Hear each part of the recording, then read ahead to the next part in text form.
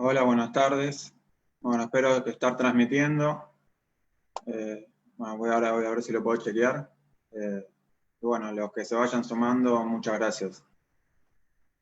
Vamos a hablar sobre Rosalind Franklin en el centenario de su nacimiento.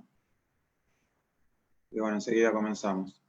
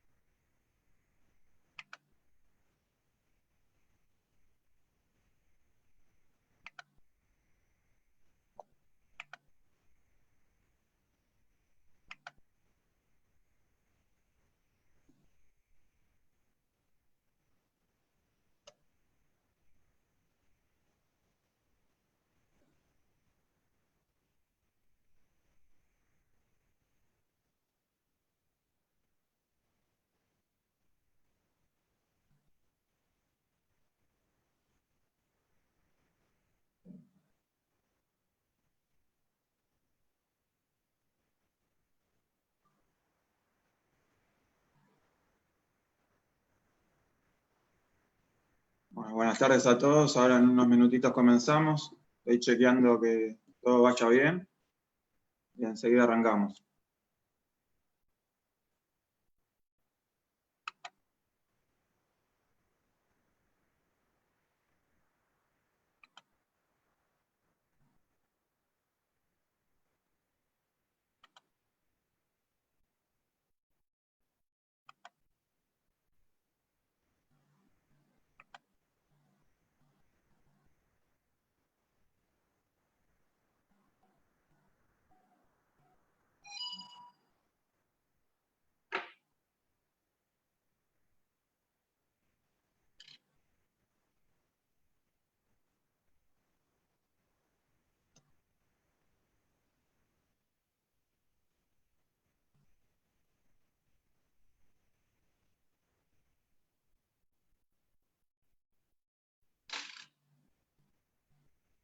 Tengo acá a mi lado otra notebook para ir viendo si me van comentando algo. Bueno, ahí veo que ya se sumaron varios, así que bueno, muchas gracias.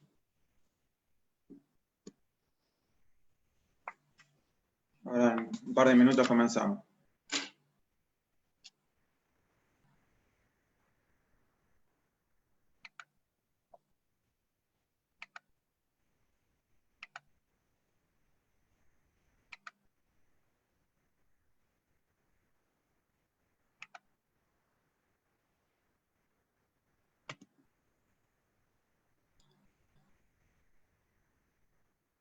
Bueno, muchas gracias a todos los que están sumando. Si me pueden comentar por Facebook, yo creo que lo puedo ir leyendo. ¿Se ve bien? ¿Se escucha bien?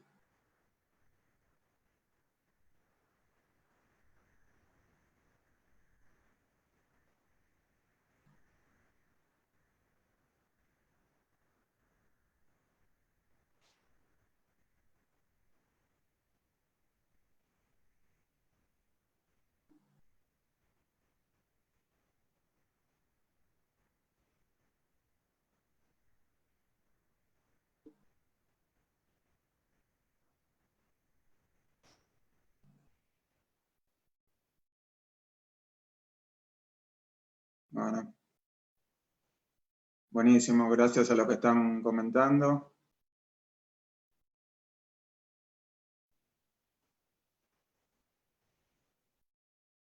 Bueno, gracias, Sinira. Gracias, Javier.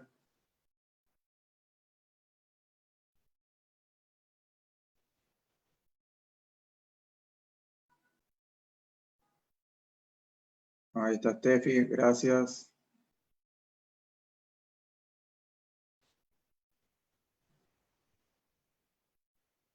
Bueno, está mi amiga Silvia Cuffini. Bueno, muchas gracias por estar, Silvia.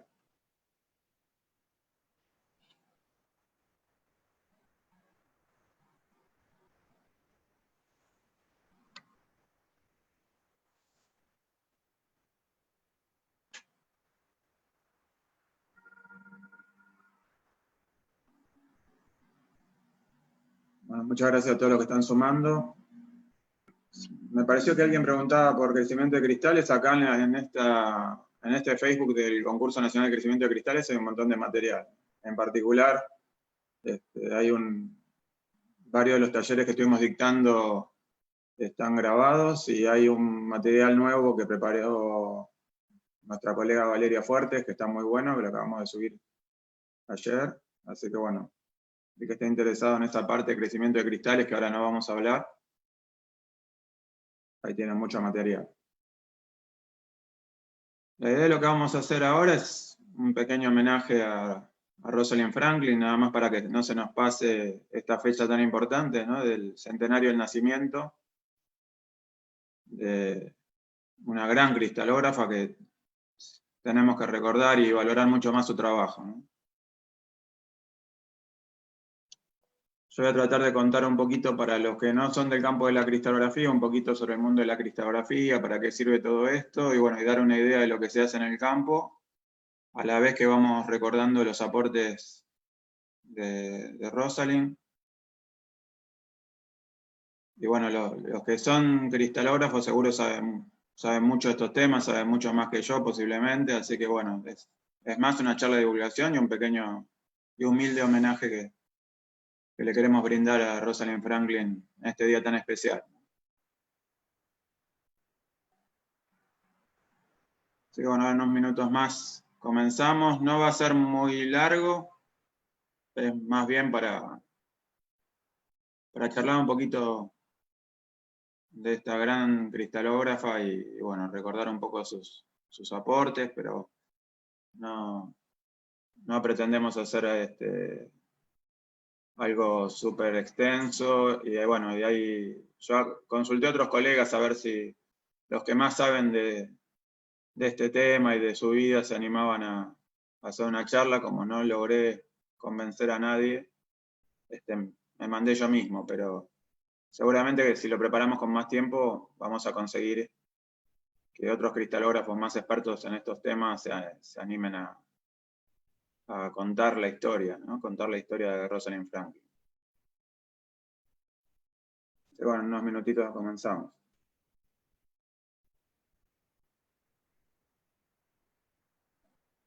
Perdonen que miro para el costado, pero bueno, tengo al costado otra notebook donde estoy leyendo los comentarios. Cualquier cosa me van diciendo.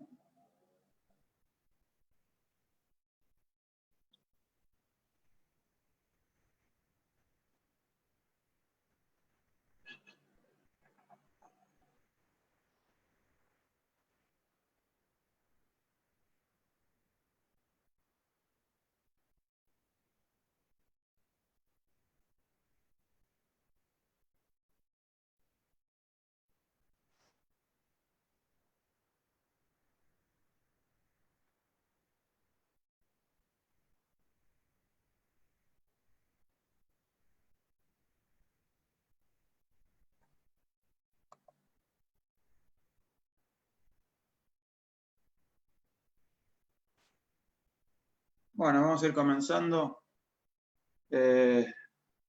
Muchas cosas van a quedar pendientes para leer, para buscar más material, y les voy a compartir bastante material para que puedan ustedes sacar conclusiones por ustedes mismos, y bueno, y que no sea necesariamente una visión particular mía personal. La idea es entonces recordar a Rosalind Franklin por todos sus aportes en la ciencia y en la cristalografía, y hacer algunos comentarios, aprovechar a hacer algunos comentarios sobre la cristalografía en este momento tan particular que estamos pasando por la pandemia del coronavirus. Y me parece que con los años Rosalind Franklin fue recibiendo ya la consideración y el respeto que merecía y que hubiera merecido mucho tiempo atrás, pero me da la impresión de que algunas de las cosas que ella hizo no se tienen tan presentes hoy en día. Entonces, bueno, yo en realidad hablo por lo que me pasa a mí, ¿no? Pero no sé si esto le pasa a todos.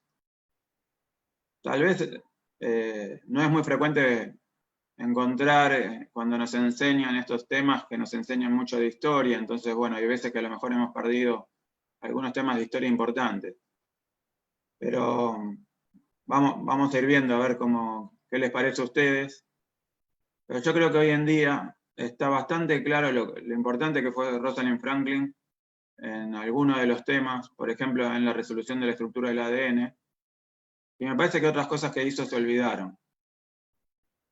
Entonces, bueno, vamos a ver si podemos aprovechar este día como para recordar algunas de las cosas que hizo y tenerla presente no solo por sus aportes brillantes para la resolución de estructura del ADN, sino en muchos trabajos más muy importantes.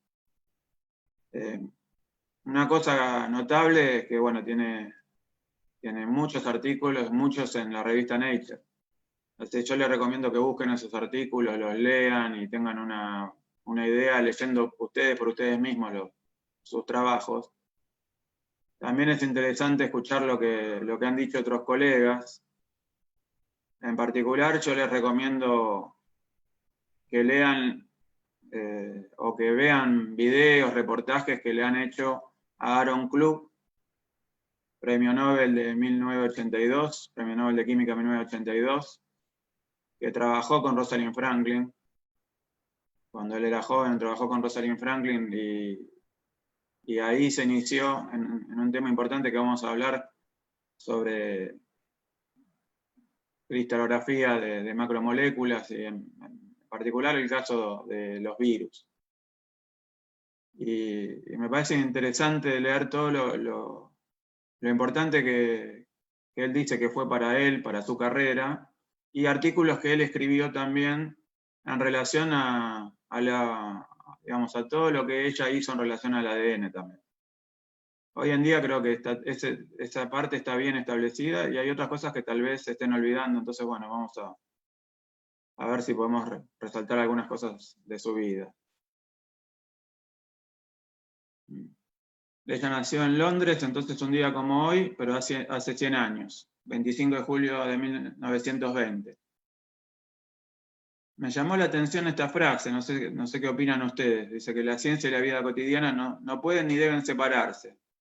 Dice, para ella la ciencia da una explicación parcial de la vida.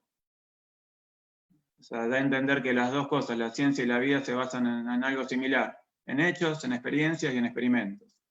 Me llamó la atención este pensamiento de ella a los 20 años. La verdad, o sea, si uno lee sobre su vida, está claro que fue una persona notable que trabajó muchísimo en un momento bastante difícil, pasó bastantes momentos difíciles durante su carrera. Fíjense que ella nació en una familia judía y vivió la Segunda Guerra Mundial. Imagínense lo que era esa época, lo difícil que era esa época. Ella estaba en Inglaterra, ¿no? No estuvo en los lugares que más sufrieron, pero bueno, era una época difícil para todos, ¿no? Y para ella era una época difícil, y también una época difícil para la mujer en la ciencia, una época muy difícil para la mujer en la ciencia. Hoy en día todavía sigue siendo difícil para muchas mujeres en la ciencia, imagínense en esa época, ¿no? Y bueno, como muchas veces fue relegada y bueno, y fue maltratada o explotada, digamos así, por los colegas, ¿no? Pero bueno, ella tenía una personalidad muy fuerte y salió adelante y hizo aportes brillantes, pero bueno, no fue tan reconocida en la época como tendría que haber sido. Acá en estas figuras vemos la famosa fotografía 51. Esto es un patrón de difracción de rayos X, para los que no son de la cristalografía podemos echar un poquito qué es eso. Y esta es una estructura tridimensional de un virus que ella investigó, que ella logró esta estructura, ¿no? Ella logró comprender esta estructura de un virus en los años 50, ¿no? En épocas donde recién aparecían las computadoras, donde la criptografía todavía tenía pocos años, donde los métodos de la criptografía se estaban desarrollando.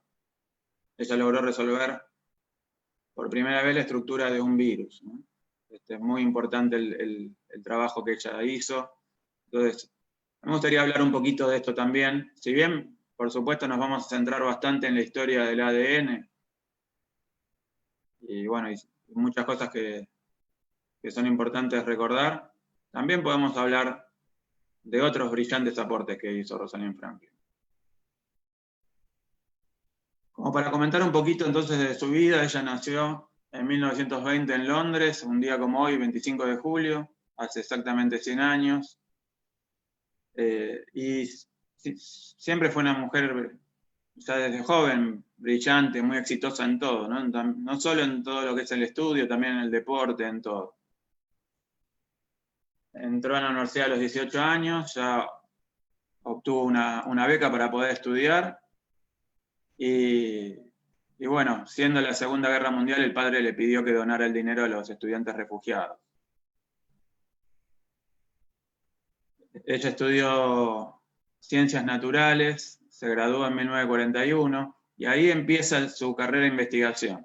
Gana una beca en la Universidad de Cambridge, en el laboratorio de físico-química, pero bueno, ahí tuvo una mala experiencia, y bueno, no estaba contenta con su director, tuvo bastantes problemas con su director en ese momento, y no siguió esos trabajos, sino que se terminó dedicando por una beca que le dio la Asociación Británica para Investigación del Uso del Carbón.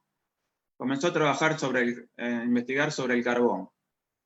Y fue sobre ese tema que se doctoró ella en 1945. Su trabajo en cristalografía comienza después. En 1947 hace un postdoctorado en París, y ahí comienza su brillante carrera en cristalografía de rayos X. De los trabajos sobre el carbón, no sé, uno podría pensar que a lo mejor no fueron tan importantes, o sea, seguramente no les prestó mucha atención a eso. Yo, la verdad que mucho tiempo no le presté atención a eso, hasta que, bueno, me puse hace poco tiempo a buscar sobre su vida y a leer un poco. Los trabajos que ella hizo en el área del carbón fueron muy importantes para la época. O sea, es más, sigue siendo hoy en día trabajos de referencia en este tema.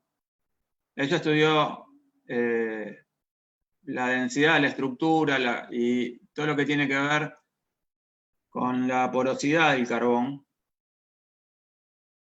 Con ella nacen algunas ideas, o sea, son anteriores también, pero bueno, que ella desarrolló bastante algunas ideas sobre lo que se llama tamices moleculares hoy en día. Y la porosidad del carbón, ella lo analizó con muchos detalles, y bueno, y entendió muy bien el proceso de oxidación del carbón. Ella lo que quería era, a partir de estudiar la porosidad de distintas estructuras que tiene el carbón, poder usarlo como combustible de forma más eficiente, ¿no? que pueda ser más eficiente la oxidación del carbón cuando se lo usaba como combustible, ¿no? Que era un combustible típico de la época. Esos trabajos fueron muy importantes, hoy en día siguen siendo referencia en el campo, pero curiosamente, todo lo que ella hizo en ese estudio de porosidad del carbón después fue muy importante en la Segunda Guerra Mundial, para lo que eran máscaras contra los gases, ¿no? Para protegerse de los gases. Así que bueno, todo ese trabajo que hizo fue muy importante en la época. Si bien ella no lo hizo directamente para esa aplicación, sus estudios se aprovecharon para esa aplicación, así que indirectamente ella aportó muchísimo al diseño de equipos de protección personal, que bueno, que para la Segunda Guerra Mundial fueron muy importantes. Así que bueno, antes de su trabajo en cristalografía, como les digo, fue con posterioridad a su doctorado en estos estudios sobre el carbón, ya ella había hecho aportes fundamentales, ¿no?, para la época, muy importantes para la época. Yo creo que hoy en día posiblemente no son tan recordados, por lo menos los que no estamos con este tipo de estudios, con este tipo de industrias, pero hoy en día todo lo que ella estudió sobre el carbón sigue siendo muy valioso y muy importante. Así que bueno, ya por empezar quería comentar esto, pedirle que busquen un poco sobre esto. Pero bueno, como les digo, ella se empieza a dedicar a la cristografía a partir de ese postdoctorado que hace en 1947 en París. También tiene estudios relacionados con el carbón por técnicas con rayos X, y bueno, su primer artículo en Science tiene que ver con esos estudios. Así que bueno, les recomiendo que lo vean. Perdón, en Science no, en Nature. Tiene muchos artículos en Nature que les recomiendo que lo vean. Pero bueno, vamos a hablar un poquito de la cristalografía. Para los que no son de este campo, los que son del campo les pido disculpas porque todo esto ya lo saben, pero para los que no son del campo de la cristalografía les hago una introducción rápida de qué tiene que ver esto de los cristales con lo que vamos a hablar después del ADN, qué tiene que ver con lo de los virus, y qué tiene que ver con las técnicas de rayos X. Vamos a hablar un poquito de esto, ¿no? La cristalografía, entonces, es la ciencia que estudia el mundo de los cristales. Nació siendo una ciencia descriptiva que se dedicaba más bien a estudiar la morfología de los cristales, las formas externas, ¿no?, tan notables, ¿no?, caras lisas, ángulos bien marcados, estas geometrías bien perfectas típicas de los cristales de la naturaleza, de los minerales, por ejemplo. Pero bueno, con el tiempo se fue yendo hacia el estudio del interior de los cristales, lo que pasa en el interior. Hoy en día sabemos que en el interior de los cristales los átomos, las moléculas se ordenan, y es por ese motivo, por ese ordenamiento, que tienen esas formas tan lindas, esas caras lisas, esos ángulos marcados, esas geometrías tan perfectas. El primero en tener esa idea fue este señor que ven acá, Johannes Kepler, que ustedes deben conocer por sus trabajos en astronomía.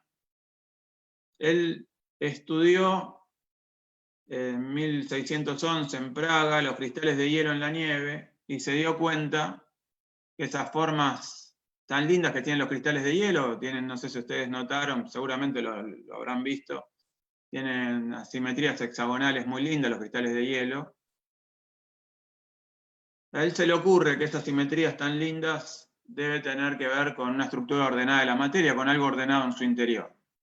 Y entonces se escribe un tratado que se llamó algo así como El copo de nieve 6 ángulos, que lo escribió como un regalo para un amigo en Navidad de 1610, comienzo de 1611. Pero bueno, ese trabajo fue muy importante porque por primera vez se presta atención a las simetrías en la naturaleza, pero aparte él tiene la idea de estas simetrías deben estar relacionadas con una estructura ordenada de la materia. Hoy en día sabemos que eso es verdad. Hoy en día incluso hay microscopios muy potentes con los cuales se puede ver el interior de los materiales y poder estudiar ese ordenamiento viendo los átomos o las moléculas que los componen.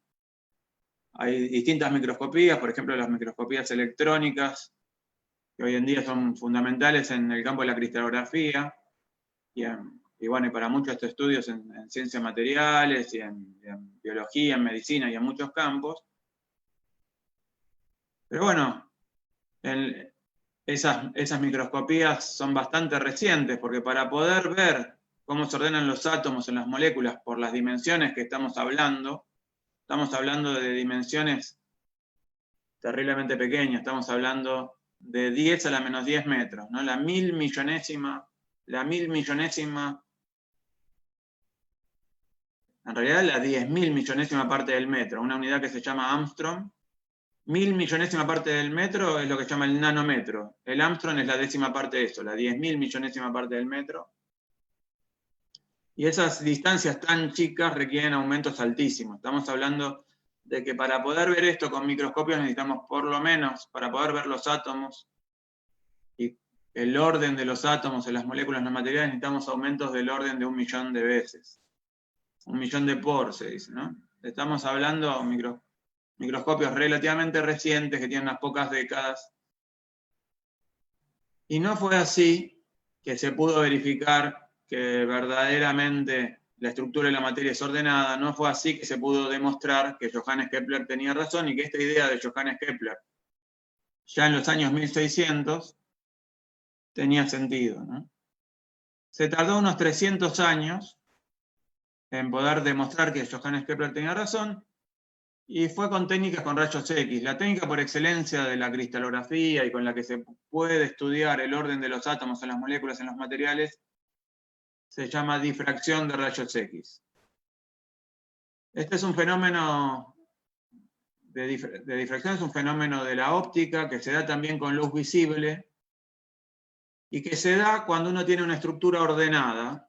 En el caso nuestro vamos a hablar de materiales con átomos o moléculas ordenados, pero puede ser con otro tipo de estructuras ordenadas, se puede hacer incluso con experimentos de difracción con luz visible, donde estamos seguramente estudiando otro tipo de estructuras ordenadas. Y es básicamente un fenómeno de interferencia de ondas, donde hay muchas ondas que interfieren constructivamente o destructivamente, con una estructura, donde analizamos una estructura ordenada.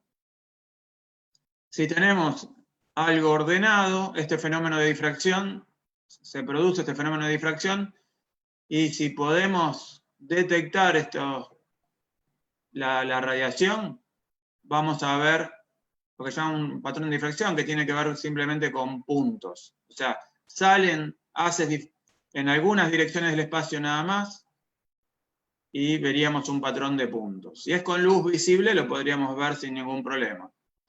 Si es con rayos X, los rayos X no están en el rango de la luz visible, o sea, son ondas electromagnéticas como la luz, pero no tienen longitud de onda visible. Pero no, ustedes ya saben que los rayos X nos dejan marcas en una película fotográfica, así que podemos ver las marquitas que nos dejan los rayos X en una película fotográfica. Hoy en día hay detectores todavía mucho más avanzados que esto, y podemos ver estos patrones de difracción. Básicamente veríamos puntitos.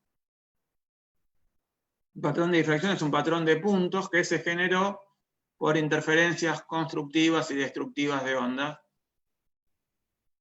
Y fíjense que para que se vean puntos significa que salen solamente haces en algunas direcciones del espacio, lo cual está relacionado con tener una estructura ordenada.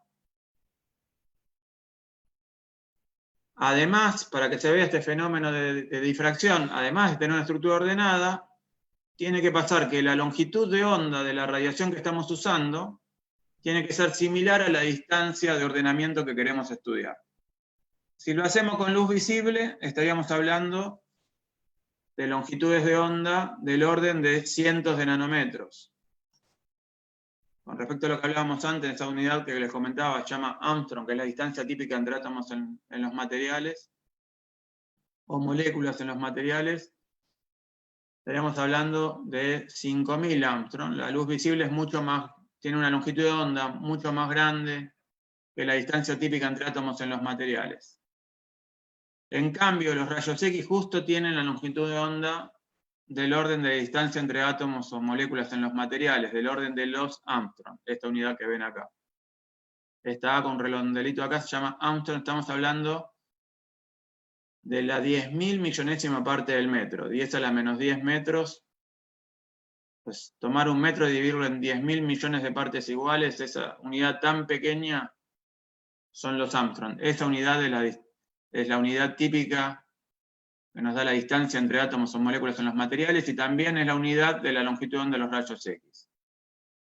Entonces, resumiendo esto, si nosotros incidimos con rayos X sobre materiales con átomos o moléculas ordenados, nos va a dar lo que se llama un patrón de difracción, puntos, si ponemos una película fotográfica o algo que nos permita detectar los rayos X.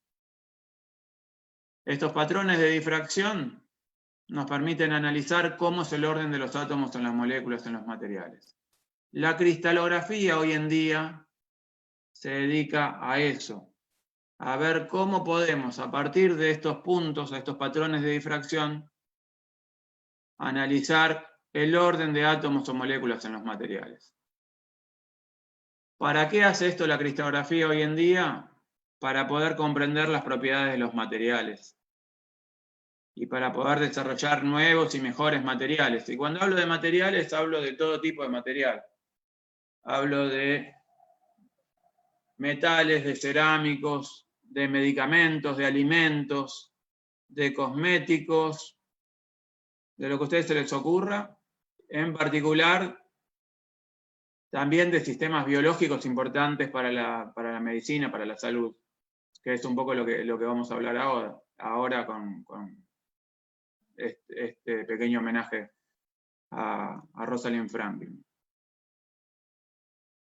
Cuando hablamos de cristal, entonces, nos estamos refiriendo a cualquier material donde tenemos átomos o moléculas ordenados, y eso puede ser, por ejemplo, el cloruro de sodio, donde tenemos el cloro y el sodio ordenados. Puede ser el cuarzo, como veíamos antes, ¿no?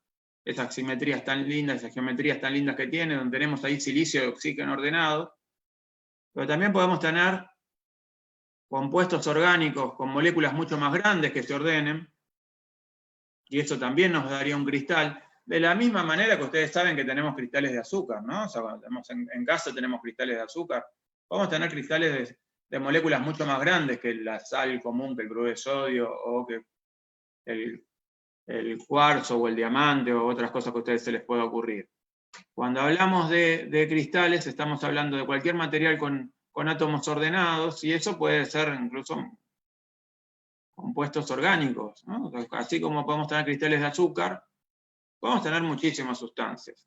Curiosamente, de todas las cosas que nosotros estamos acostumbrados a asociar con cristales, posiblemente estas cosas de moléculas grandes, a lo mejor uno no las asocia con cristales, pero cuando hablamos del azúcar, sí, ahí ya decimos sí, son cristales.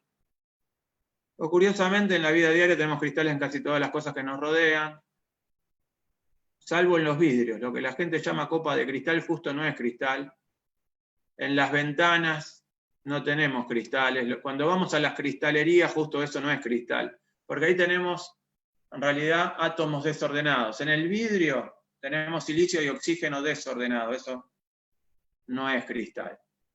Curiosamente, la gente llama cristal muchas veces a cosas que no son cristales, pero bueno, eso es por una confusión que viene por motivos históricos, ¿no? Lo que antiguamente se usaba como cristales, como ventana, por ejemplo, y se llamaba cristal, sí era cristales, por ejemplo, eran cristales de yeso, como este, por ejemplo, que tengo acá en mi casa, cristales de sal de roca, eran cristales, lo que antiguamente se usaba por sus caras lisas, su transparencia como ventana.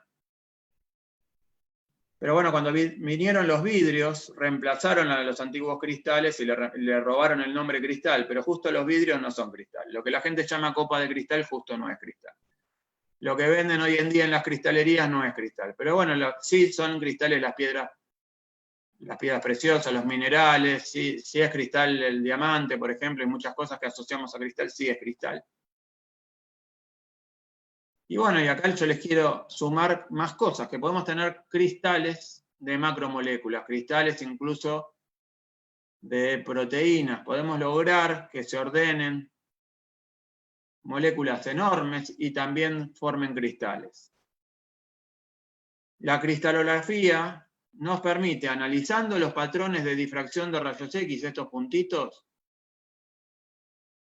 entender cómo es el orden de los átomos en las moléculas en los materiales, y en el caso de la cristalografía de macromoléculas, lo que nos permite entender es cómo es la estructura de esa molécula. Entonces, haciendo cristales de macromoléculas, nosotros podemos lograr ver cómo es entonces la molécula, básicamente hoy en día átomo por átomo. ¿Y para qué queremos entender cómo es esa molécula? Para poder entender las propiedades que va a tener. Por ejemplo, en el caso del campo de medicina, estaríamos hablando de querer entender entonces un comportamiento biológico de ese sistema. Según la aplicación que consideremos, podrían ser distintos tipos de propiedades que nos interesen. En este caso, bueno, nos vamos a concentrar un poco en aplicaciones para el campo de la salud. Pero bueno, yo me dedico, por ejemplo, a estudiar materiales cerámicos que se usan para generación de energía y que también se utilizan bastante por sus propiedades mecánicas. Son cerámicos tenaces, de alta tenacidad a la fractura. Y bueno, y otros colegas se dedican a este tema aplicado a la metalurgia, y otros colegas se dedican a esto. Por ejemplo, nuestra colega Silvia Pufine se dedica a estas cosas en el campo de compuestos farmacéuticos, otros colegas en el campo de alimentos, por ejemplo, estudian sistemas grasos, y que son muy importantes, por ejemplo, en la industria del chocolate, y así. Ustedes van a ver que hay muchísimas aplicaciones de la cristalografía. Pero bueno, queremos concentrarnos un poco en Rosalind Franklin, ¿sí? Entonces, recuerden que ella nació en 1920, hace 100 años. ¿Qué pasaba en ese momento cuando ella nace? Y ubiquémonos en la cristalografía en ese momento, ¿sí? En ese momento la cristalografía recién nacía también. La cristalografía moderna, ¿no? Yo les dije que la idea de que la estructura de la materia desordenada viene de Johannes Kepler en 1611. Pero se tardó muchos años en poder verificar que tenía razón, y se tardó muchos años en llegar a esa técnica de la difracción de rayos X. La difracción de rayos X se descubre recién en 1912. Fíjense que los rayos X se descubren en 1895, ya mucho después de Kepler. ¿Y por qué son tan importantes los rayos X? Porque son ondas electromagnéticas de longitud de onda cortísima. De longitud de onda es justamente el orden de los Armstrong, de longitud de onda similar a las distancias que queremos estudiar en cristalografía. Así que sin los rayos X no se podría haber hecho nada. Y fue este señor Röntgen el que descubre los rayos X en 1895. No para cristalografía, no para difracción de rayos X. Él hace lo que ustedes ya saben, la radiografía, ¿no? Que es un fenómeno de absorción de rayos X, donde tenemos imágenes que nos permiten ver el interior del cuerpo humano, y ahí, bueno, estamos hablando de otro fenómeno, ¿sí? Absorción de rayos X. La difracción de rayos X la descubre este señor. También en Alemania, también donde estaba Röntgen, en Múnich, en 1912, antes de que naciera Rosalind Franklin. Y fue muy importante ese descubrimiento, porque con la difracción de rayos X se pudo entender qué eran los rayos X. Antes de eso no se entendía qué eran.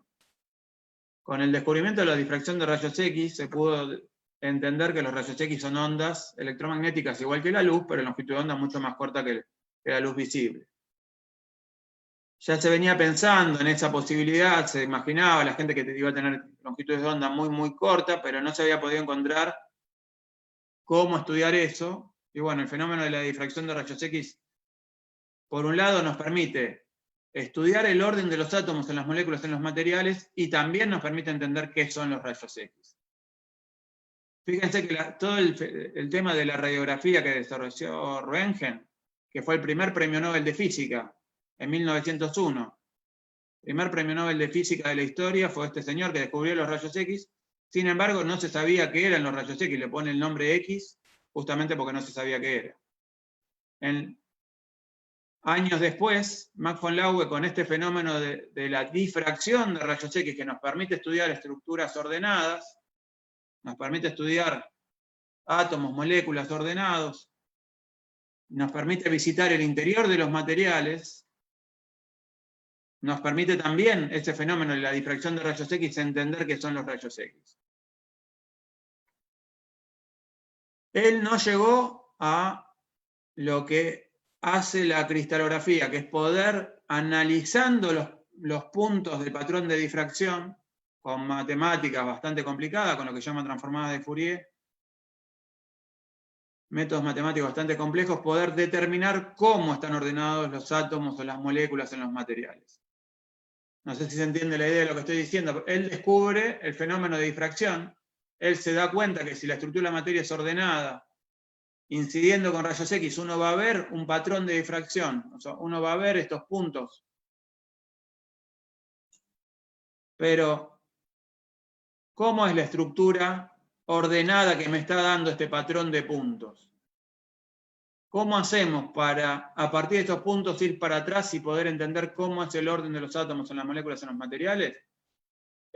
Max von Laue no llegó a hacerlo. Max von Laue fue el que descubre el fenómeno de difracción de rayos X y fue premio Nobel de Física en 1914 por ese fenómeno. Pero los primeros que logran determinadas estructuras a partir de los patrones de difracción fueron los Bragg. William Henry Bragg y William Lawrence Bragg en Inglaterra, un año después de Max von Laue, en 1913, logran resolver las primeras estructuras. Por ejemplo, la del cloruro de sodio que les comentaba antes. Cloruro de sodio, por ejemplo, un cloro, un sodio alternado. ¿Quién encontró esto?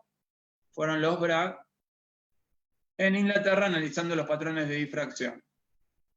Entonces ellos logran ir un paso más allá y a partir de los patrones de difracción entender cómo se ordenan los átomos o las moléculas en los materiales. Lo primero que se hizo fue con compuestos bien simples, con lo que se llama en cristalografía pequeñas moléculas. Y cuando nace Rosalind Franklin, todavía estamos en una etapa muy temprana de la cristalografía. Pero contemporáneos a Rosalind Franklin fueron muchos científicos que ya pretendieron ir más allá.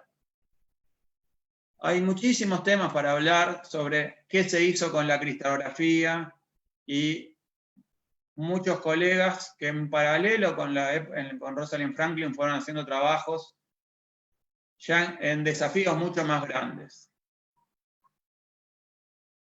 Por ejemplo, lo que vamos a hablar ahora de la historia del ADN fue Premio Nobel de Medicina en 1962 para estos señores. Fíjense que en estos nombres nos está faltando Rosalind Franklin, que hizo un gran aporte. Entonces ahora vamos a hablar un poquito de la historia, de esta historia, donde Rosalind Franklin en su época no recibió el reconocimiento que merecía.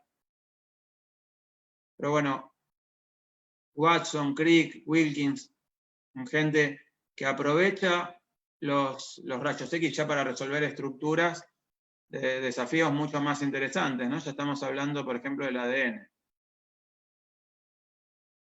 No fue que se hicieron cristales de ADN, en este caso fueron fibras de ADN y se trabajó con difracción de rayos X para ver cómo es la forma de esa molécula, el ADN, ¿no? Ahí ustedes habrán escuchado hablar de la famosa doble hélice del ADN. Pero en muchos otros casos la idea es hacer cristales, lograr que esa molécula se ordene, nos dé cristales, y estudiando los patrones de difracción que nos dan esos cristales, poder entender cómo es la molécula. Contemporáneo a la carrera del ADN también estaba Perus y Kendrew tratando de resolver las estructuras de las primeras proteínas, ¿no? Estamos hablando entonces de moléculas muy grandes. Ellos logran hacer cristales de estas proteínas y la estudian con difracción de rayos X, pero en una época donde la cristalografía recién nacía, donde se empiezan a desarrollar los métodos, donde recién empiezan a aparecer las primeras computadoras. En realidad cuando ellos empezaron no había computadoras. Cuando ellos terminaron, recibieron este premio Nobel, sí ya había computadoras. De la misma época, otra persona muy importante en Inglaterra, toda esta gente que estamos hablando de Inglaterra. En este caso estamos hablando del Premio Nobel de Química. También Premio Nobel de Química, 2 años después, Dorothy Hodgkin, que estuvo estudiando desde los años 30, o sea, estamos hablando desde que Rosalind Franklin era chiquita, estuvo estudiando la estructura de la insulina. Se pasó unos 35 años de su vida estudiando la estructura de la insulina hasta que lo logró terminar de resolver. Y ahí fue desarrollando métodos más avanzados para la cristalografía. Todas estas personas de las que estamos hablando, Perus, Kendrew, Dorothy Hodgkin, desarrollaban herramientas para la cristalografía para poder resolver estructuras, para poder, a partir del patrón de difracción, entender cómo era la molécula, cómo era el orden de los átomos y particularmente en este caso cómo era la molécula, para poder entender ahí ya las propiedades biológicas del sistema. En el caso de Dorothy Hodgkin, por ejemplo, ella estudió el colesterol, la vitamina B12, la penicilina. Ya por la penicilina y todos estos avances recibe el premio Nobel en 1964, premio Nobel de Química, y en 1969 recién resuelve la estructura de la insulina. Gran parte de estos desarrollos fueron en paralelo con la vida de Rosalind Franklin, que lamentablemente murió muy joven. Lamentablemente murió muy joven. Y menciono también, contemporáneo a Rosalind Franklin, el trabajo de Aaron Klug. Aaron Klug comenzó a estudiar la estructura de los virus con Rosalind Franklin. En realidad, Rosalind Franklin fue de las primeros cristalógrafos en estudiar la estructura de los virus con difracción de rayos X. Y yo creo que fue la primera que realmente fue muy exitosa con esta técnica para resolver la estructura de los virus. Entonces con esto quería darles un panorama de dónde estamos ubicados, pero básicamente estamos ubicados en que la cristalografía de pequeña molécula, la que hacen los Bragg, ya medio que ya había pasado y ya la cristalografía empieza a buscar desafíos más importantes, ¿no? Y Rosalind Franklin entra en este mundo de la cristalografía y trata de hacer aportes en este tema. Después de ese postdoctorado donde ella se inicia en la cristalografía en París, ella se une al King's College en Londres en 1951 y está nada más 2 años trabajando. Tiene desacuerdos importantes ahí con el director, con Randall y con el colega Maurice Wilkins, que fue lamentablemente alguien muy, muy negativo, ¿no? en esta historia. Pero bueno, entonces vamos a hablar entonces de esta historia tan importante en la vida de Rosalind Franklin, por la cual ella no recibió todo el reconocimiento que merecía, y vamos a hablar un poco de estos hombres también, ¿no? Watson escribió un libro que se llama La doble hélice, donde él cuenta toda la historia del ADN, cómo se resolvió la estructura del ADN. Y bueno, lo importante que fue Rosalind Franklin en esta historia, él mismo lo dice. Así que yo les recomiendo que lean la historia contada en primera persona por James Watson. James Watson admite que en esa época, cuando ellos estaban tratando de resolver la estructura del ADN, no solo ellos tres estaban trabajando en ese tema, sino también Linus Pauling, un brillante químico, ¿no? Premio Nobel de Química muy importante, y también Rosalind Franklin. Él admite en ese libro, ya apenas comienza el libro, que los 5 fueron los que hicieron aportes fundamentales. Y bueno, ya en segundo lugar menciona a Rosalind Franklin. O sea, evidentemente fue muy, muy importante el trabajo que hizo. En la época, cuando se resuelve la estructura, no se contó la historia como fue verdaderamente. Y bueno, si ustedes buscan por ahí, hay muchas historias sobre esto. Yo les recomiendo que lean el libro de Watson, que busquen los artículos originales, y que lean un artículo que salió hace 4 días en Nature, donde se habla de la vida de Rosalind Franklin. También un artículo de la Unión Internacional de Cristalografía de este año, un ensayo donde se habla en detalle de su vida. Pero en el momento, en esa época, se publica un artículo de Watson y Crick, donde ellos dicen cómo era la estructura del ADN en Nature, Y en segundo lugar, en el mismo número, sale un patrón de difracción que se pone en ese momento como que ese patrón de difracción de Rosalind Franklin era un mero apoyo, una mera comprobación de que era verdad la estructura tipo doble hélice que habían propuesto Watson y Crick.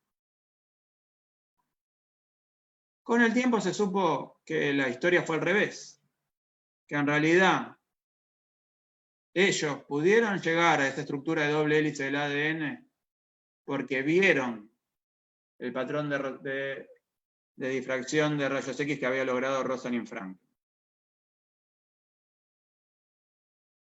Yo creo que es, por lo menos o sea, tengan en cuenta que yo soy físico y no manejo el mundo de la biología como para poder darles a ustedes una idea precisa de lo difícil que era lograr ese patrón de difracción en la época. Pero ya había habido otros colegas tratando de hacer patrones de difracción. ¿Por qué es tan importante el patrón de difracción de que estamos hablando de Rosalind Franklin? Porque un patrón de difracción de esta calidad no había logrado nadie en la época. Ella logró identificar que había dos formas del ADN y logró separar esas formas y logró entonces un patrón de difracción excelente, el mejor de la época, logrando fibras de una sola de esas formas, de la forma B del ADN. Por eso ella logra un patrón de difracción de una calidad que nadie había logrado en la época. Con las herramientas de cristalografía que había en ese momento, resolver la estructura del ADN era bastante complejo y ella no lo había logrado hacer. Pero con un análisis cualitativo de estos patrones, uno puede darse una idea de que acá hay uno tiene una estructura tipo hélice, una estructura helicoidal, pero además uno se puede dar cuenta que es una estructura de doble hélice. Y fue viendo este patrón de difracción que Watson y Crick pudieron determinar esta estructura. En la época, cuando ellos mandan a publicar este artículo, ellos dicen, y hay una evidencia indirecta de que esto es verdad, pero no dijeron la verdad en ese momento. Tiempo después, Watson mismo terminó confesando que Watson y Crick habían ido a visitar el laboratorio de Rosalind Franklin y habían hablado con el jefe de Rosalind Franklin, con este señor que hablábamos antes, con Wilkins.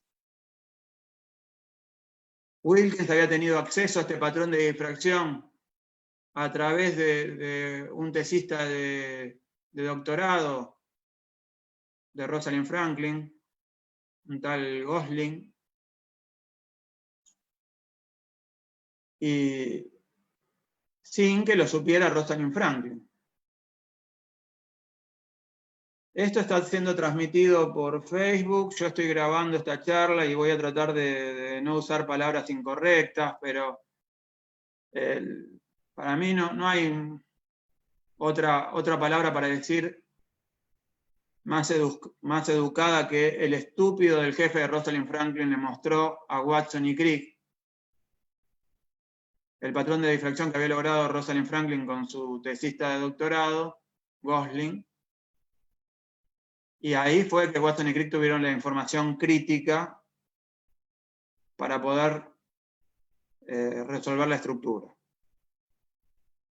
Digo el estúpido del jefe de Rosalind Franklin porque Watson y Crick no trabajaban en ese laboratorio, trabajaban en otro laboratorio.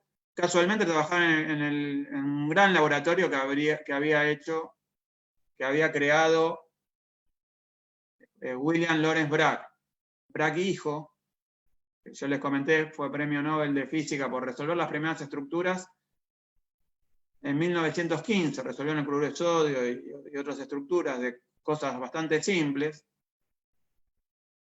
William Lawrence Bragg sigue siendo hoy en día la persona más joven en haber ganado un premio Nobel en ciencia, ¿no? Fue premio Nobel de Física a los 25 años, armó un gran laboratorio, Watson y Crick trabajaban ahí. Y ellos se enteraron de este patrón de difracción, hablaron con Wilkins, y Wilkins les mostró el patrón de difracción de Rosalind Franklin, y analizando ese patrón inmediatamente se dan cuenta que es una doble hélice. Y se ponen a pensar, entonces, ¿cómo es un modelo adecuado de estructura del ADN? Ese modelo que hacen Watson y Crick se discute durante varios años, y Rosalind Franklin, en el mismo número de Nature, publicó sus análisis y este patrón de difracción, junto con Gosling, con su doctorando, con su tesista de doctorado. Pero ella no supo en esa época todo lo que había pasado. Y no se supo por varios años todo lo que había pasado. Por supuesto se sabía que este patrón era fundamental para poder verificar la estructura de doble hélice del ADN, pero que había habido un robo, ella no lo supo. Y se supo bastante después. Todo el espionaje que hicieron Watson y Crick está contado, como les decía, por Watson mismo en ese libro La doble hélice, y hoy en día se sabe mucho más. Hoy en día hay muchos artículos recordando a Rosalind Franklin por todo lo que ella hizo, pero en la época ella no tuvo el reconocimiento que merecía. Es curioso, ¿no?, todo lo que pasó en esa época. También ellos hicieron un espionaje terrible de las investigaciones de Linus Pauling. Yo les comentaba que Linus Pauling también hizo aportes muy importantes en la época. Él tuvo una idea de que la estructura podía ser una hélice, pero no pensó en una doble hélice. Y bueno, los avances que iba haciendo Linus Pauling, por ejemplo, también eran motivo de espionaje de Watson y Crick. Ellos se hicieron amigos del hijo de Linus Pauling y le iban sacando información al hijo de cómo iba el padre. Así que fíjense toda la cantidad de cosas. Hay muchísimas cosas más para, si uno quiere ver todo lo que pasó. Les recomiendo el libro de la doble hélice, les recomiendo un artículo del profesor Oscar Piro, donde cuenta toda la historia y cuenta también toda la parte técnica y cristalográfica. Les puedo recomendar varios artículos que después se los voy a compartir. Pero bueno, hoy en día se sabe bien que la historia fue al revés, que primero se logró este patrón de difracción, y que sin este patrón de difracción Watson y Crick jamás hubieran llegado a la doble hélice. Y ella sí hubiera llegado, pero bueno, ella estaba haciendo todo un desarrollo que llevaba mucho tiempo para la época de cómo es la estructura del ADN. Esto que yo digo, ella sí hubiera llegado y de hecho su trabajo está publicado en Nature, está muy fundamentado por artículos de Aaron Klug, que yo les comentaba fue premio Nobel de Química en 1892 por analizar estructura de virus. Les recomiendo que busquen estos artículos también en Nature. ¿Por qué fue tan importante esto de la doble hélice? O sea, si nos olvidamos por un momento del maltrato que hubo a Rosalind Franklin, la estafa, ¿no? ¿Por qué fue tan importante? Porque cuando se entendió esta forma de doble hélice, se entendió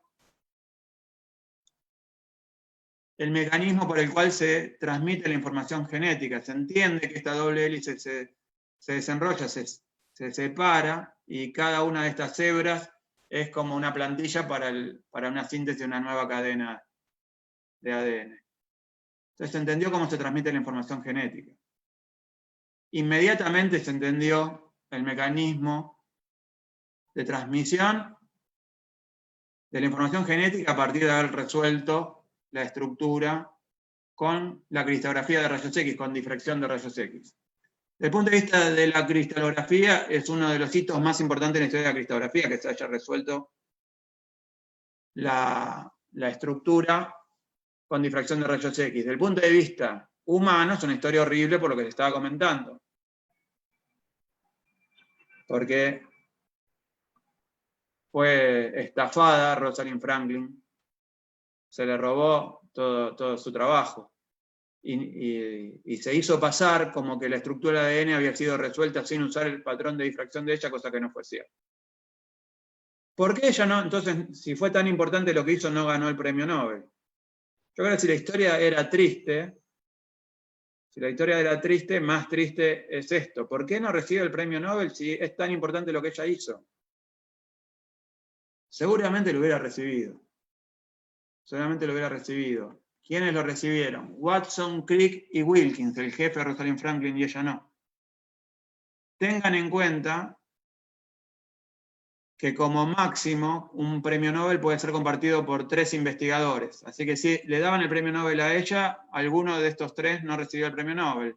Yo imagino que Wilkins no debería haber recibido el premio Nobel. Pero bueno, ¿y por qué se lo dieron a Wilkins y a ella no?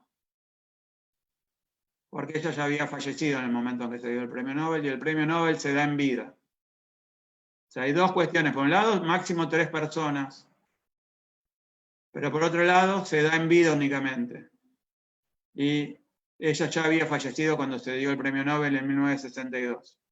El premio Nobel de Medicina en 1962 lo reciben estos 3 señores. Desde el punto de vista del comportamiento como colegas, pésimos colegas. Poco típico de la época y típico tal vez hoy en día también, ¿no? El maltrato a la mujer, el dejarla por separado, el dejarla de lado, y bueno, generarle un ambiente imposible, ¿no? Rosalind Franklin, bueno, se tuvo que ir del laboratorio del King's College de Londres por lo incómoda que era la situación.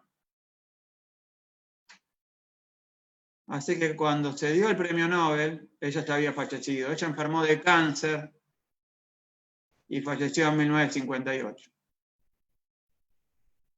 Falleció a los 37 años, fíjense lo joven que ella falleció. Y lo que estamos hablando ya era trabajos para alguien tan joven. O sea, en este momento, cuando se publicaban estos trabajos, ya tenía 33 años. En lo joven que era, ya se merecía el premio Nobel. Y tengan en cuenta que ya hablamos de los trabajos del carbón y de los estudios que dieron lugar a máscaras de gas que fueron fundamentales en la Segunda Guerra Mundial, ¿no? Pero fíjense este trabajo tan importante.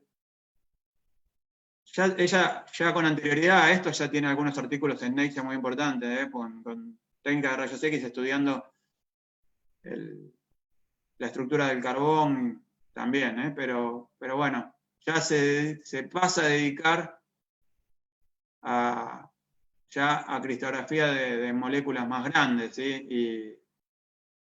Y bueno, esto del ADN fue decisivo su aporte, ARN también, y pasa, después de estos estudios, a dedicarse a la estructura de virus. Y publica muchísimos artículos relacionados con la estructura de virus. Pero fíjense lo fundamental que fue su aporte, y básicamente le robaron el mérito que ella tenía. No fue reconocido en la época como ella merecía. Ella, cuando falleció, no había recibido el reconocimiento que merecía por estos aportes. Sí por lo que hizo en el trabajo del carbón, y sí por lo que hizo a posteriori de este trabajo. Así que bueno, estos señores se ganaron el premio Nobel robando el crédito a Rosalind Franklin. Disculpen que hable mal de estos colegas. Yo sé que hay mucha gente que lo admira mucho a Watson y Crick. Pero bueno, desde el punto de vista como personas fueron pésimas personas, pésimos colegas, ¿no? Y bueno, podemos recordar hoy los brillantes aportes que ella hizo, entonces, y la famosa fotografía 51 que dio lugar entonces a resolver la doble hélice, al modelo de estructura de doble hélice del ADN. De ella y Gosling, que está publicado en Nature también, en el mismo número, pero a posteriori del trabajo de Watson y Crick. Si nosotros nos quejamos de Rosalind Franklin y que no recibió el reconocimiento que merecía, Gosling directamente le fue borrado de la historia prácticamente, ¿no? O sea, poca gente recuerda a Gosling como el trabajo que él hizo siendo estudiante de doctorado de Rosalind Franklin. Yo creo que cuando uno menciona a Gosling, a lo sumo se acuerda del actor, de Ryan Gosling, pero de este señor, nadie. Tal vez se lo tiene merecido, porque fue el más tonto, ¿no? Fue el que le mostró a Wilkins el patrón de difracción que habían logrado, y Wilkins se lo mostró a Watson y Crick. Así que a lo mejor se merece haber sido borrado de la historia, pero bueno, podemos recordarlo hoy en día, pero también fue importante para llegar a esta fotografía. Así que bueno, podemos mencionarlo. Pero hoy en día, hoy, en el centenario del nacimiento de Rosalind Franklin, queremos recordar a Rosalind. Y lo importante que fue entonces para entender cómo se transmite la información genética. O sea, creo que no hace falta que yo les diga lo fundamental que esto fue para la historia de la ciencia, ¿no? No solo de la criptografía, de la ciencia en general. Yo creo que hoy en día hay mucha gente que ya ha hablado de esto, se han escrito muchos artículos sobre esto, y seguramente la mayoría de ustedes ya escucharon hablar de todo esto. No sé cuántos de mis colegas, amigos, han escuchado hablar de lo que ella hizo después. Ella se va después de este laboratorio, se va al Birkbeck College, y ahí le dan el reconocimiento que ella merece. Ahí ella puede fundar su grupo de investigación, su propio grupo de investigación. Con ella trabajó Aaron Klug, por ejemplo, que fue premio Nobel de Química en 1982. Y ahí ella se dedica al estudio de la estructura de los virus. En particular, ahí ella estudia el virus mosaico del tabaco, que es el primer virus que se encontró, casualmente. Este es el primer virus que se descubrió. El primer virus que se descubrió en la historia, creo que fue en 1892, si no me acuerdo mal. Cuando se empieza a entender que es un virus, el primero que se encuentra es este. Y ella se pone a estudiar los métodos, entonces a aplicar los métodos de la cristalografía para resolver la estructura tridimensional de virus. ¿Cómo es eso? De nuevo, hay que hacer como hablábamos antes, hay que hacer cristales de estos sistemas, hay que lograr que es una macromolécula, hay que lograr que se ordene, y con difracción de rayos X, después entender cómo es la estructura de la molécula. Tengan en cuenta que estamos en los años 50. En los años 50 empiezan a aparecer las primeras computadoras, y ahí se empieza a poder aplicar entonces algunas herramientas de cálculo más rápido. Si no, hasta calcular estas cosas era imposible. O sea, a partir de los patrones de difracción, ir para atrás y ver cómo la estructura era imposible.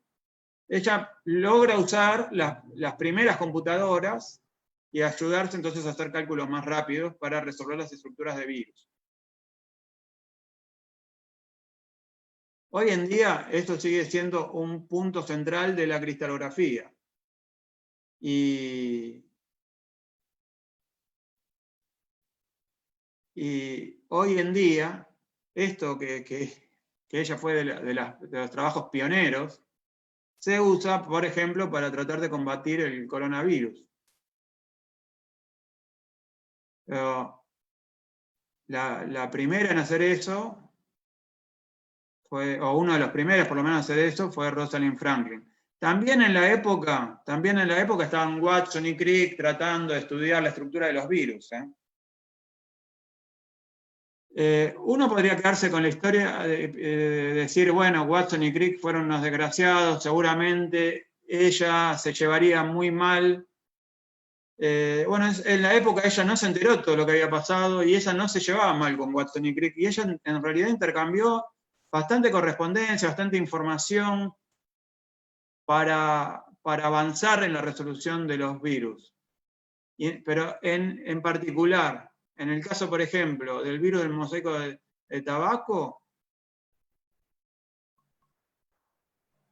ella logró ir más allá de Watson y Crick y logró el mejor modelo digamos, para ese virus, que es que es seguramente el más sencillo, ¿no? También estudió el virus de la polio. Muy importante los trabajos que ella hizo en la época. Y estudió varios virus más. Su trabajo fueron muy importantes, por ejemplo, en el campo de la agricultura, por los virus en relación al mundo vegetal, digamos. Pero bueno, muy importante en el campo de la salud nuestra. A mí me sorprende todo lo que ella hizo por las herramientas que tenía la cristalografía en ese momento. Hoy en día la cristalografía ha avanzado muchísimo más. Aaron Klug, que comenzó en este tema con ella, muchos años después ganó el premio Nobel de Química. Ella podría haber ganado el premio Nobel si no hubiera fallecido tan joven a los 37 años. Ella podría haber ganado el premio Nobel por la estructura del ADN, y también podría haber ganado el premio Nobel por resolver las primeras estructuras de virus. Y si hubiera continuado los trabajos, seguramente hubiera trabajado con Aaron Klug y hubiera ganado en conjunto este premio Nobel. Él hizo aportes muy importantes. Empezó trabajando con difracción de rayos X, pero después pasó a la microscopía electrónica e hizo avances notables, Aaron Klug, en el campo de resolver las estructuras de virus. Hoy en día la cristalografía ha avanzado muchísimo y puede resolver estructuras mucho más complejas. La herramienta por excelencia de la cristalografía sigue siendo la difracción de rayos X y también la microscopía electrónica, ¿no? De la misma forma que hizo Klug. Pero los avances tan notables que se lograron después fue gracias a fuentes de rayos X mucho más intensas que los tubos de rayos X de Röntgen. ¿Se acuerdan que Röntgen fue el que descubrió los rayos X? Descubrió los rayos X con lo que se llama tubos de rayos catódicos. Los tubos de rayos X de Röntgen se usaron por muchísimos años y se siguen usando hoy en día. Pero hoy en día hay fuentes mucho más avanzadas de rayos X. Estas fuentes aparecen en los años 70, los sincrotrones.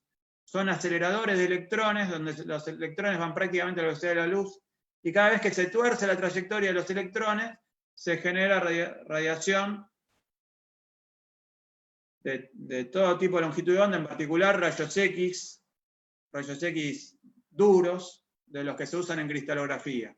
Y con altísima intensidad, con lo cual todo el campo que estamos hablando de la cristalografía de macromoléculas, la cristalografía de proteínas, la cristalografía de virus, avanzó muchísimo más rápido. Pero eso aparece en los años 70. Recuerden que Rosalind Franklin lamentablemente falleció en 1958, mucho antes de esto. Así que ella la única suerte que tuvo es poder contar con las primeras computadoras, que obviamente eran lentísimas, para hacer cálculos un poco más rápidos. Esa fue la única herramienta que ella pudo contar para resolver estructuras de virus. Hoy en día, con estos sincrotrones, hoy en día incluso hay láseres de rayos X, cosa todavía mucho más intensa, pero con estos sincrotrones se sigue trabajando en cristalografía y en técnica de rayos X para estudio de la estructura tridimensional de los virus. Y en particular, este campo se está aplicando hoy en día para luchar contra el coronavirus. Entonces, por ejemplo, este es un artículo publicado en Science poco después de que aparece el coronavirus, se logra resolver cómo es la estructura, un poco usando técnicas de microscopía, pero también usando la difracción de rayos X con sincrotrón. Y también estructuras que permiten encontrar mecanismos de inhibición del virus. Con cristalografía de rayos X se logró entender cómo es la estructura de una proteína que juega un rol fundamental, de una enzima que juega un rol fundamental en el coronavirus cuando entra al cuerpo humano en la replicación del virus. Y también con difracción de rayos X se lograron estructuras donde a esta proteína aparece formando complejos con otros compuestos que la inhiben y no la dejan reproducir. Entonces se encontró, básicamente lo que estoy tratando de decir, se encontró un punto débil del coronavirus y se empezaron a encontrar inhibidores gracias a la cristalografía de macromoléculas, gracias a estas técnicas donde Rosalind Franklin fue pionera. En el año del nacimiento de Rosalind Franklin, tal vez haya que recordar más a Rosalind Franklin, no por lo del ADN, sino por lo que está pasando en este año, por el coronavirus. Ella fue pionera en el uso de la cristalografía para encontrar respuestas en el campo de la salud contra esos virus. Entonces, ella trabajó en el virus de la polio, hablábamos antes del virus, el mosaico del tabaco, muchísimos otros virus. Pero bueno, sus aportes siguen siendo hoy importantes en este campo. Y básicamente los herederos de Rosalind Franklin son los cristalógrafos que hoy en día están luchando contra el coronavirus. Así que bueno, yo creo, a lo mejor me equivoco, ojalá me equivoque, pero yo creo que estos trabajos posteriores a lo que ella hizo en el ADN no tuvieron, en la época sí, pero hoy en día no son tan recordados como debería, me parece. En la época sí, ella fue muy, muy reconocida por esos trabajos. Ella no recibió el reconocimiento que merecía en cuanto al ADN, pero sí en cuanto a la estructura de virus. Pero hoy en día la gente está tan indignada con que la hayan dejado de lado en la estructura, en la resolución de la estructura del ADN y ese maltrato. Ella se volvió un ícono de la mujer en la ciencia, ¿sí? Y lo valioso del trabajo de la mujer en la ciencia. Y bueno, y del maltrato que han sufrido muchas mujeres y que bueno, muchas veces han quedado de lado. Pero es mucho más que eso. Es una brillante cristalógrafa, una brillante científica, que en todos los campos donde ella trabajó hizo aportes increíbles, fundamentales. Y hoy en día yo creo que lo que más tendríamos que recordar son estos trabajos que ella hizo en el campo de virus. Así que acá tienen, ven, esta gran estructura que se armó en 1958 de cómo es la estructura de ese virus del mosaico del tabaco. Esto ella lo logró a partir del análisis de patrones de difracción de rayos X. Y como les digo, en la misma carrera, también en este caso estaban Watson y Crick, pero el mejor modelo fue el de ella. Lamentablemente la perdimos muy joven, la humanidad la perdió muy joven. Seguramente hubiera hecho muchísimos aportes más. Seguramente hubiera ganado el premio Nobel. O sea, ella merecía el premio Nobel por lo que ella hizo cuando falleció. En el momento en que falleció, seguramente si ella hubiera continuado su vida científica, seguramente hubiera hecho muchísimo más. Así que la humanidad perdió demasiado joven a Rosalind Franklin a la edad de 37 años. Pero bueno, todo lo que hizo fue fundamental y creo que ha inspirado el trabajo de muchísimos colegas. Yo les recomiendo que escuchen los reportajes y lean los artículos, por ejemplo, que le hacen a Aaron Klug, y que se informen sobre ella, pero Aaron Klug yo creo que es una de las personas que pone a Rosalind Franklin donde merece, y bueno, y para que vean cómo ha inspirado a muchísimas personas. Creo que también ha inspirado a muchas mujeres a luchar por el lugar que merece la mujer en la ciencia, y bueno, nos ha inspirado a muchos bueno, a tratar de entender más el aporte que la cristografía puede hacer a la vida diaria de todos, ¿no? En este caso en el campo de la salud, pero la cristografía ha permitido avances notables en muchos otros campos de la ciencia. Y bueno, el amor que le tenemos a la cristografía, en particular, tiene que ver con los logros de personas como Rosalind Franklin, ¿no? Que nos impacta tan fuertemente. Así que bueno, yo quería hacer así un pequeño, humilde homenaje, porque bueno, yo como físico seguramente se me escapan muchísimas de las cosas que ella hizo, pero bueno, quería mencionarle estos trabajos. Les quería mencionar entonces los trabajos que en Acta Cristográfica D, de la Unión Internacional de Cristografía, un trabajo en Nature de hace 4 días. Hay trabajos anteriores en Nature, donde, en particular del propio Klug, que les recomiendo que lean. Pero les recomiendo que lean los artículos de ella, ¿no? Ella tiene muchísimos artículos en Nature. Si no me equivoco, tiene 37 artículos científicos en su vida, que para alguien que falleció tan joven es un número alto, y aparte del calibre de los trabajos que estamos hablando, muchos en Nature. Les recomiendo que lo busquen, y que bueno, que no dejemos pasar este día para recordarla y para investigar lo importante que fue ella en la historia de la ciencia y lo importante que es para nosotros incluso hoy en día.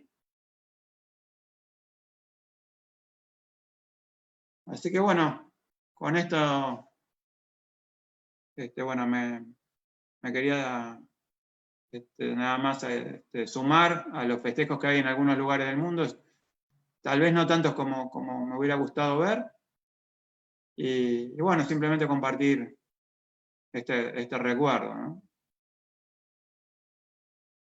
No sé si alguien tiene algún comentario, alguna pregunta para hacer acá en Facebook, yo lo puedo leer ahora.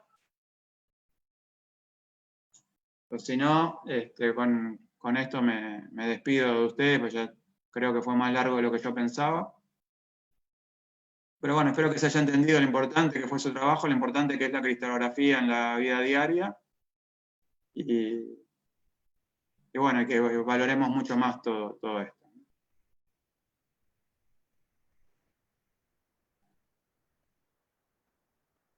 Bueno, gracias, los comentarios están haciendo Sinira, Estefanía, Laura.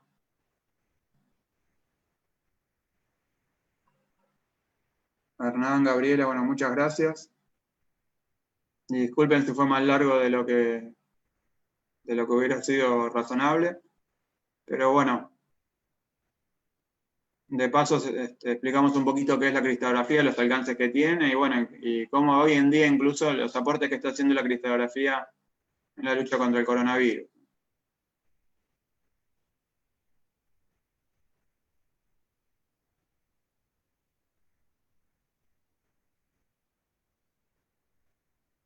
Bueno, muchas gracias. Muchas gracias a todos.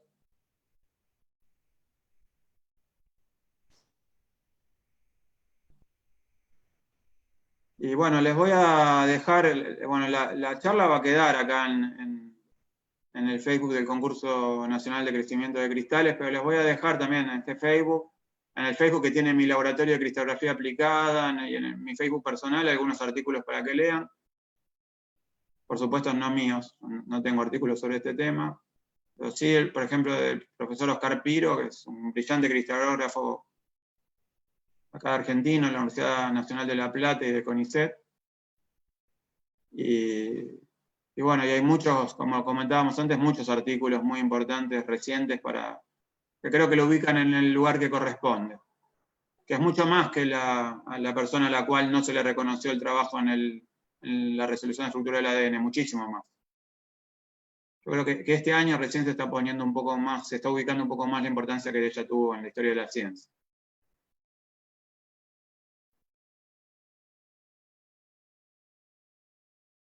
Bueno, un gran saludo a todos, amigos argentinos y latinoamericanos, de todos los colegas que se han sumado. Y bueno, con varios colegas de México, de Brasil, bueno, les agradezco mucho. Y bueno, estamos en contacto, ¿sí? Les mando un abrazo muy grande.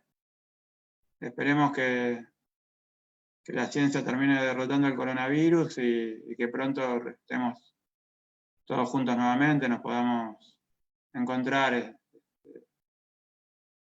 con los seres queridos y también con los amigos en la ciencia y bueno, donde sea. Mando un abrazo grande y bueno, muchas gracias por haberse sumado.